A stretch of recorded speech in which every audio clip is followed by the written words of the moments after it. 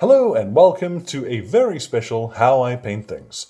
Now, as luck would have it, two of my producers, Ellen and Kyrie, both decided they wanted to pick up Wordbearers armies. And a few of you have asked previously how I would paint Wordbearers, so let's get to it. This one's going to be a little bit shorter because there is going to be a lot of familiar steps by this point. But I figure, the Horus Heresy is coming in plastic, it's going to be quite exciting, and so many of you have asked about Wordbearers, it seems like a missed opportunity not to do that now. So this one's going to be cut quite short, but as always, all of the paints will be listed in the description, along with the base recipe for this guy, so let's get started. So to start off, I've primed this fella with a spray of matte black from the Army Painter, though to be perfectly honest, any black will do the job here. It doesn't matter too much, anything which doesn't have a glossy surface is going to be better though, so pick whatever black spray brand you like using. Now as well, the purity seals that I've added to this dude, I had a couple of spares, they are going to have to stand in for pages from the Book of Lorgar because I don't have the, the Wordbearer kits handy. But for our purposes, they're going to do just fine. Now, when it comes to the armor, there's two colors that I see used most commonly, and that is Khorne Red and Galvorback Red. Khorne Red is quite a simple red, leans a little towards the brown side, whereas Galvorback Red is really more of a deep purple. Now, I've not actually seen most folks paint their Wordbearers with Galvorback Red. This tends to be an accent color, or they will layer meticulously over the top of this. It's a beautiful color. I use it for all sorts of stuff, but it's not what I'm going to use for our Wordbearers. What I have instead, and I'll show you why here, this is red from VALLEJO. Now this is different to flat red. They are two, red and flat red, yeah, they're two separate colors. This one you'll see has a slight, it's a little more crimson, shall we say. It's got a slightly purple tint to it. So if we put it between Khorne Red and Galvorback Red, now of course you can't always judge by what's on the outside of the pot, but this is my go-to. All right, this I think is going to be the perfect color.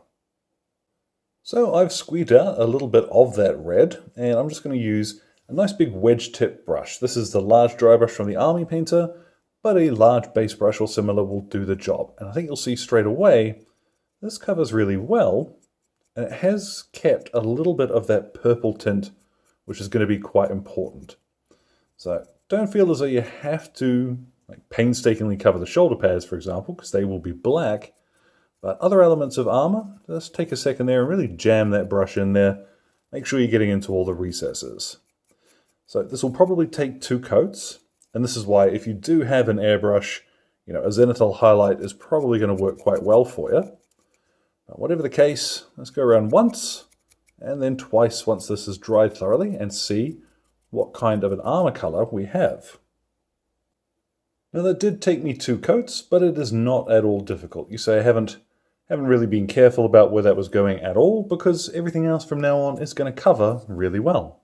So we're going to paint in the black details next, and for this I have VALLEJO Black.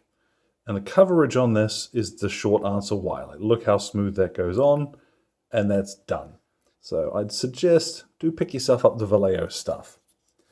Now sometimes I'd suggest as well that areas which are going to be a metallic color later, like bolter barrels and what have you, you might paint those in black now. On a lighter miniature, like Imperial Fist or something, it's kind of a necessity, but I think on this fella it's not going to matter too much. So just concentrate on the black bits. Anything else, don't worry. There actually isn't a huge amount of black on these guys. I've seen on the Mark IV armor, some folks like to paint in these little bobblies, the little round ones, but most of the Mark III armor I've seen they're red. So that's really all you're going to need to do. It's up to you, of course. We're painting fictional spacemen. We're going to move on with some Leadbelcher, and I'm going to start painting in those metallic details. Now I've seen folks paint the rivets, like individual rivets, with a little dab of these, which does look very cool. I'm not going to do it because I don't feel like that kind of work. But your shoulder trim, and as well, the faceplate here I've seen painted a dozen ways, but Likewise, on the Mark IV armour, it does have the whole faceplate painted in silver, and I think that looks cool, so I'm going to go ahead and do that too. Now, if there is a slow part to painting these guys, it's going to be that metallic stage. There's quite a bit of it, and in some areas, like particularly on a shoulder trim, you're going to want to come back and give that a second coat to make sure that it is solid. What we'll move on to now is his eyes, and I'm going to use Moot green. I tend to see folks painting these in quite bright green colors, and because we're going to shade these, I want to start from an even brighter green and then bring it down with our shade. So I'm going to use a small brush here. I'm not worried if I do hit that silver, because I've still got a little bit of silver on my on my palette there that I can tidy up if I need to. Now I have made a pig's ear of that, but I'm not too fast. I'm going to let that dry and then tidy up. But what I'm going to do while that's drying is get some Rakarth flesh, and we're going to base coat the parchment.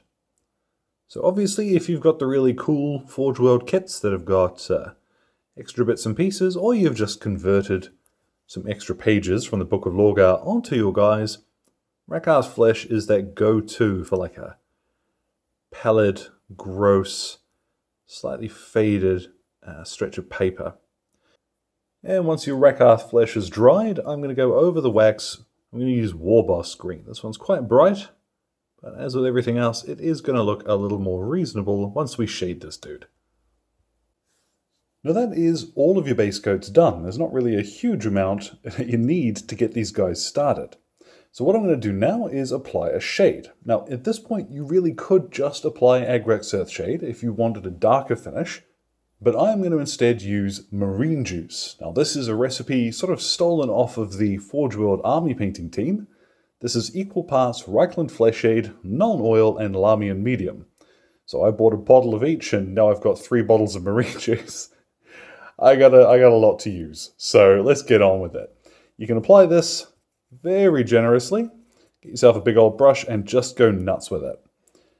I have seen it suggested that you gloss varnish these guys first, which I would suggest if you're going to use this method to paint vehicles or such. You know, that's going to give you a slightly easier result with fewer tide marks. But on your marines, your Astartes, if you want to be fussy, it's probably not going to be necessary. So just bucket this on, and once you've covered the whole thing, let's give it about half an hour to dry, see what we get. Now once that is dried, you've basically got a finished marine. You'll see some patchy areas where it's dried a little bit funky, but I am planning to varnish this guy anyway. Always a good idea to varnish your miniatures. Now from this point forward, everything else is really just adding stuff. You know, it's up to you past this stage how much extra work you want to do. But let's do a little of it. Let's go a wee bit further. So I've got a wee bit of packing foam, you know, just old blister foam. And I've torn that and folded it a couple of times. What I'm going to do is I've dipped this into some Dryad Bark and just dabbing most of it off onto a bit of kitchen towel. What we'll do now is use this to get a little bit of ragged random chipping, and that's not coming off me. There we go. Okay. So pick yourself a few areas where it's likely that the edges of his armor would catch some damage. So just a little bit of this Dryad Bark on anywhere that you want to see dings and scrapes. Try not to go too far with it, because you will very quickly make them look brown instead. But this is an easy way to essentially edge highlight without doing highlighting. Now that is going to be quite difficult to see on camera, so try not to go overboard when you've got it in front of you, is all I'll say. I'm turning now to Wazdacker Red, and I'm going to use this. If you wanted to edge highlight these guys traditionally, then this would be the color I'd use anyway, but I'm going to use this to draw attention to a few of those chipped areas. I have a nasty old brush that doesn't really keep a point, and I'm going to just stipple some of this around the base of those chipped areas. I was wondering why that wasn't showing up, and it's because I was using the wrong color. I've swapped to some Tuskgor Fur, and I'm going to do the same thing again with my raggedy little brush. And there we're seeing, yeah, that's still quite subtle on camera, but it does pop a little better in reality. So try not to go crazy with this. And then my favourite part, I've made sure that I've worked most of this Necron Compound off into a bit of kitchen towel, but I'm going to lightly dry brush along the edge of the metallic areas and any bits of black, which I do want to have a little bit of definition to them. Once I'm finished with this, what I'm going to do is to hit them with a matte varnish. Although actually, no, I'm not going to do that. I am going to hit them with a satin varnish. I'm going to use Munitorum varnish, because I think the satin effect, oops, let's throw him violently to the table so he learns his lesson. No heresy. The satin varnish is going to tie together some of these and give them a little bit of shine, which I think will work quite well. But let's come back and look at what that looks like when he is all done. And there at last, our word bearer is complete. Now from here, of course, there's a dozen things you could do, or more. If you wanted to paint him a little more smoothly, a little more nicely, then edge highlights with that Tuskgor Fur would probably be the way to go. But I'm quite happy with that end result. I do wish I could find where I've put my transfers though. As always, your transfers will add a huge amount to a miniature if you've got them, or if you can pick up the shoulder pads from Forge World. So, as always, thank you very much to Exit 23 Games for the light and sound equipment, as well as all of the patrons who are keeping me ticking in paints and glue, including my wonderful producers, Alan Nuttall, Kyrie Crawford, Train Boy, Jimmy, and Rob. Your support lets me buy more Space Marines, among other things. Any questions or anything, feel free to drop them in the old comment box below.